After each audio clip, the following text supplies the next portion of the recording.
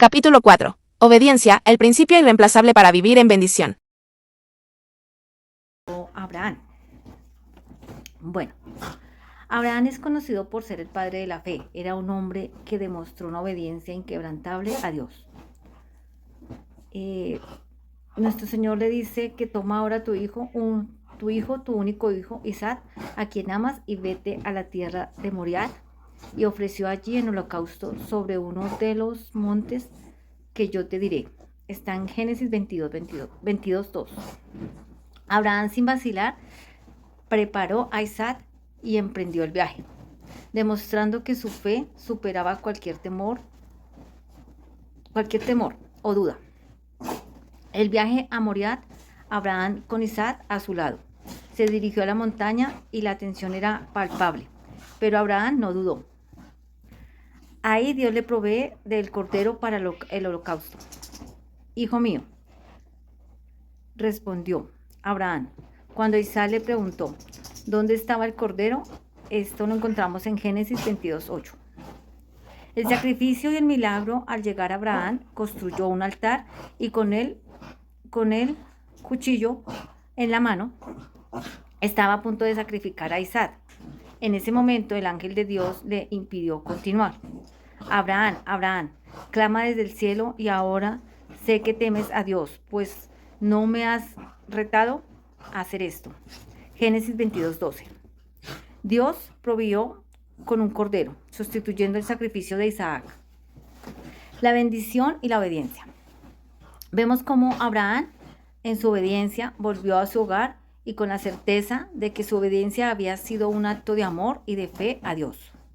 Dios, a su vez, le prometió que por su obediencia te bendeciré y te multiplicaré tu descendencia. Lo encontramos en Génesis 22:17. La importancia de la obediencia, incluso cuando la petición parece imposible. Abraham no solo obedeció, sino que también demostró una fe inquebrantable en la promesa que Dios, que cumplió con la provisión del cordero. Gracias. Buenas noches, hoy les voy a hablar sobre la historia de obediencia de Jesús en el bautizo. Recordemos que Jesús es el gran ejemplo de obediencia y condición a sus discípulos. Jesús es un ejemplo de sujeción, entrega los mandamientos. Jesús nos enseña a tener un corazón dispuesto para cumplir la voluntad del Padre. Es un ejemplo de vida. Por eso, cuando Él se bautizó, estuvo presente la Trinidad, Padre, Hijo y Espíritu Santo. En este mandato, cuando Él se sumerge bajo las aguas y se levanta, vemos cómo el Espíritu Santo reposa sobre Él, los cielos se abren y la voz del Padre dice: este es mi Hijo amado, por el cual tengo complacencia. Jesús con sus discípulos les enseña ese ejemplo de cómo obedecer y seguir la palabra del Señor, y a sus discípulos los llama amigos. Es un honor ser un amigo de Jesús, como dice Juan 15:14, la Nueva Versión Internacional. Ustedes son amigos si hacen lo que yo les mando.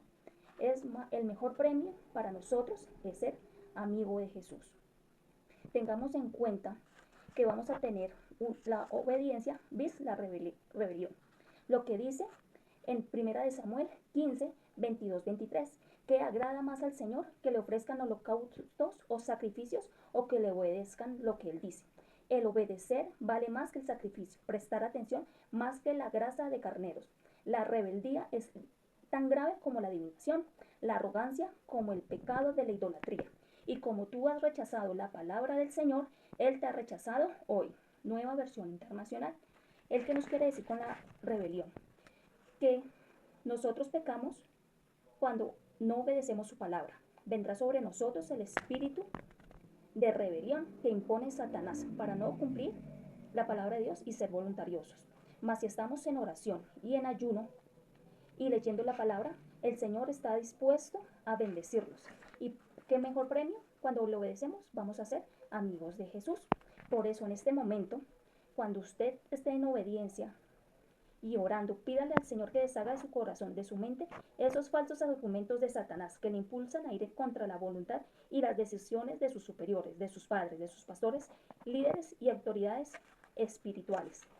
Porque cuando guardamos los mandamientos de Jehová tu Dios y anduvieres en sus caminos, y si obedeciéremos los mandamientos de Jehová tu Dios que yo ordeno hoy para que los guardes y los cumplas, si no apartadas todas las palabras que yo te mando hoy, ni diestra ni siniestra, para dioses ajenos y servirles, Jehová nos bendecirá y prosperará el fruto de nuestras manos, como lo dice en Deuteronomio 28. Y recuerda, el mejor ejemplo de vida es Jesús, que vino a ser tentado y venció las tentaciones porque se sujetó y obedeció la palabra de Dios. En un pequeño barrio de Bogotá en Kennedy vivía una familia trabajadora compuesta por Danilo, un padre lleno de sueños y anhelos, y su esposa Clara. Tenían un hijo, Samuel, que era la alegría de sus vidas. Sin embargo, los días en casa parecían volverse más pesados. La crisis económica que enfrentaban estaba afectando su hogar y sus corazones. Danilo pasaba largas horas en su trabajo tratando de ahorrar para el futuro de su familia.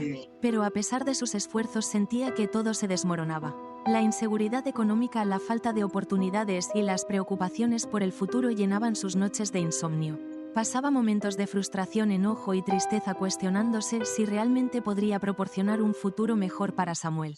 Una noche, mientras Danilo y Clara hablaban sobre su situación, Clara expresó su deseo de encontrar una solución más allá de sus fuerzas. «Siento que estamos en una batalla constante», dijo, «y no podemos ganar solo con nuestro esfuerzo».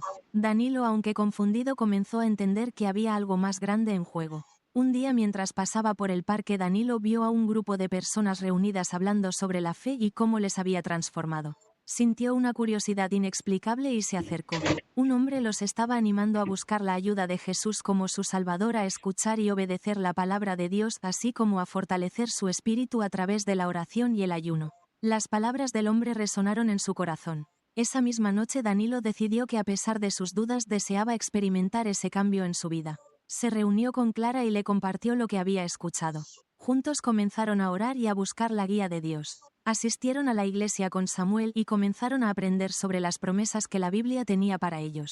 A veces se sentían desanimados y las voces del enemigo trataban de decirles que no merecían la felicidad o el éxito. La guerra espiritual era real. Pensamientos de duda y escasez acechaban constantemente, pero Danilo, decidido, se mantuvo firme, se llenó del Espíritu Santo y comenzó a experimentar una paz que no conocía. En medio de la adversidad comenzó a confiar en la sabiduría divina. El odio y la arrogancia que había sentido comenzaron a disiparse. Con el tiempo las cosas comenzaron a cambiar. Cada día que pasaba la confianza de Danilo en Dios crecía. No solo logró encontrar nuevos trabajos que le ofrecían mejores oportunidades, sino que también vio cómo su hogar se transformaba. Había una nueva alegría en la casa, y Samuel, llenando de risas y confianza, mostraba el amor que había crecido en su familia. Las bendiciones llegaron como las que recibió Abraham y Jacob. Danilo y Clara aprendieron que su victoria no dependía de sus propias fuerzas, sino de su relación con Dios.